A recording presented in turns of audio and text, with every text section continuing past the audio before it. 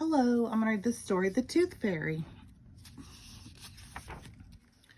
Once upon a time, there was a clever little pig named Peppa.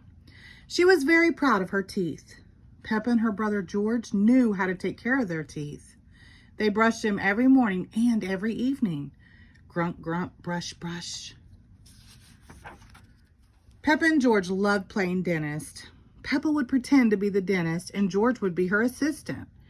George's toy dinosaur was the patient. "What lovely clean teeth you have, Mr. Dinosaur." Peppa smiled. "Grrr," said George. One day after playing their dentist game, Peppa and George were eating their dinner. Suddenly, something fell onto Peppa's plate. Clatter, clatter. It made Peppa jump. "What's that?" she asked. "Ho, ho, it's a tooth," Daddy Pig laughed.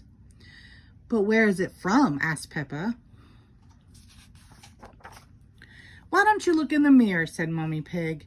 Peppa looked. She had a big gap in her teeth. "Oh no," Peppa cried. "Do we need to go see Dr. Elephant?"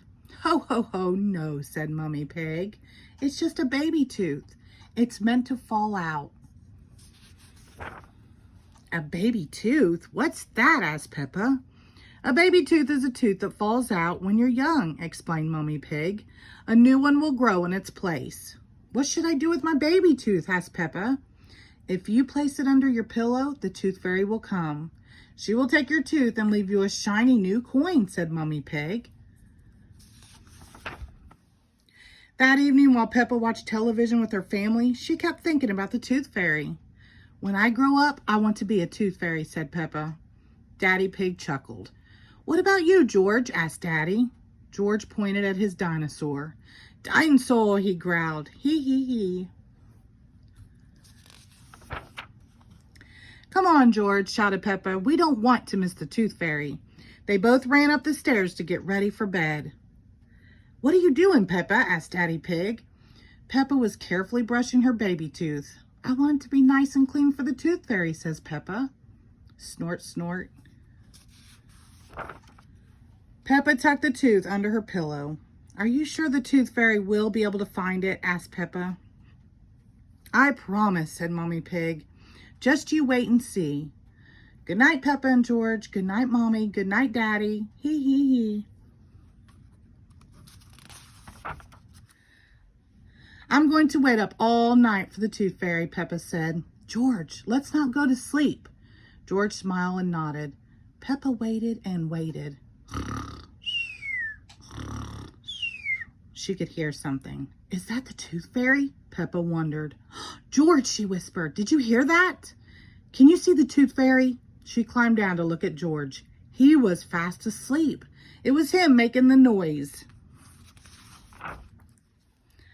"I am much better at staying awake than George," Peppa sighed. She settled back in her bed. After a while, her eyes started to close. She quickly opened them again.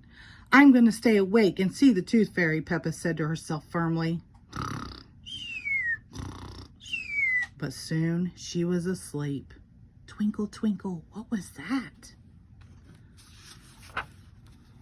It was the Tooth Fairy. "Hello, Peppa," she whispered.